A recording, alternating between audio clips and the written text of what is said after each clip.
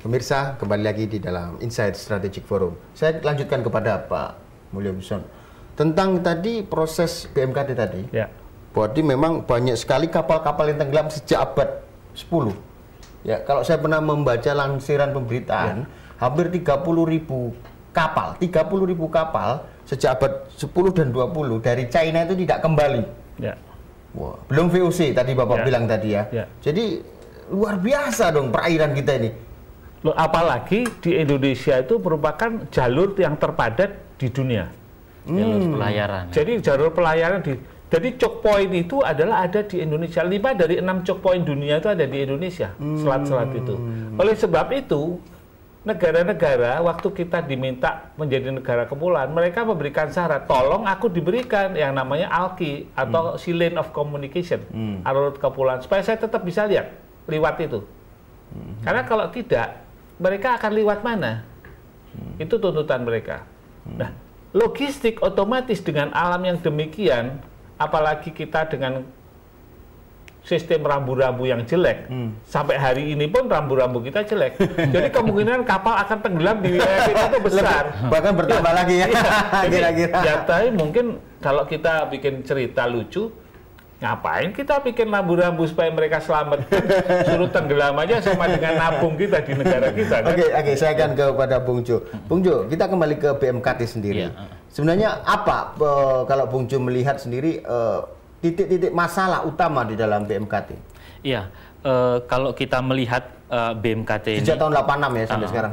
Itu yang pertama memang kita harus klarifikasi dulu persoalan ini ya, persoalan paradigma ataupun pemahaman masyarakat tentang kapal tenggelam. Nah, ini dipahami sebagai harta karun atau benda cagar budaya atau mungkin yang lazim kita sebut sekarang ini warisan budaya.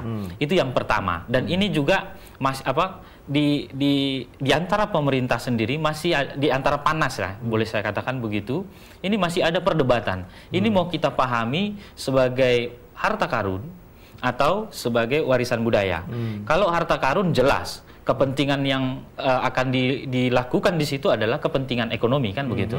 Tetapi kalau dipahami ini sebagai warisan budaya, cagar budaya, di situ ada kepentingan pelestarian akan nilai-nilai ataupun sejarah kebudayaan bangsa. Nah, ini yang pertama yang perlu kita lihat. Terus yang kedua, Panitia Nasional BMKT ini kan bekerja berdasarkan Kepres nomor 43 tahun 1989. Nah, awalnya bekerja berdasarkan Kepres nomor 43 tahun 89. Nah, tapi kemudian 3 tahun berikutnya ini lahir undang-undang tentang benda cagar budaya. Itu tahun nomor 5 tahun 1992. Nah, inilah menjadi awal tapi dengan adanya Kepres tahun 2007 yang ditandatangani oleh SBY. Nah, ini kalau adanya betul. Dan juga tahun 2009 itu. Betul. Kalau adanya kalau kemudian lahir Kepres nomor 19 tahun 2007, harusnya kalau dipahami warisan budaya, kapal tenggelam sebagai bagian dari warisan budaya, ini berarti harus merujuk kepada Undang-Undang nomor 5 tahun 92. Nah, di Undang-Undang nomor 592 ini dijelaskan bahwa yang melakukan pengelolaan atas warisan budaya itu adalah menteri yang berhubungan. Nah, selama ini kita ketahui bahwa menteri yang berhubungan dengan urusan-urusan kebudayaan cagar budaya nggak concern ya. Iya, ini kan harusnya Menteri Kebudayaan dan Pariwisata. Nah, tapi saya melihat bahwa sampai sekarang ini masih menjadi polemik. Ada 2 kasus misalnya, kadangkala panitia sendiri kalau untuk urusan mungkin yang dalam tanda petik tidak mungkin ada perseteruan ya, maksudnya begini ya, kadangkala panitia nasional akan merasa lebih senang menggunakan Kepres tahun 97 itu. Nah, tetapi pada bagian lain nanti, misalnya kalau ada penangkapan ilegal yang dipakai bukan Kepres, tapi undang-undangnya. Nah, tapi dalam pelaksanaannya yang dipakai adalah Kepresnya.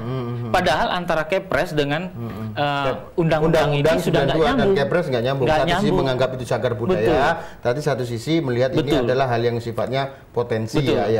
Terus yang ketiga yang sangat penting juga bahwa UNESCO pada tahun 2001 itu mengeluarkan satu konvensi bersama itu konvensi perlindungan warisan budaya bawah air. Nah, kenapa ini dilakukan perlindungan? Indonesia sudah meratifikasi belum? Itu belum. Sampai sekarang belum. Karena ini tadi, pemahaman kita masih menganggap bahwa BMKT ini ya sebagai harta karun. Dan harapannya kalau udah harta karun bisa dijual dan Indonesia untung. Tapi yang menjadi persoalan sekarang, sejak Panas 89 sampai sekarang, pernahkah Indonesia melakukan pelelangan?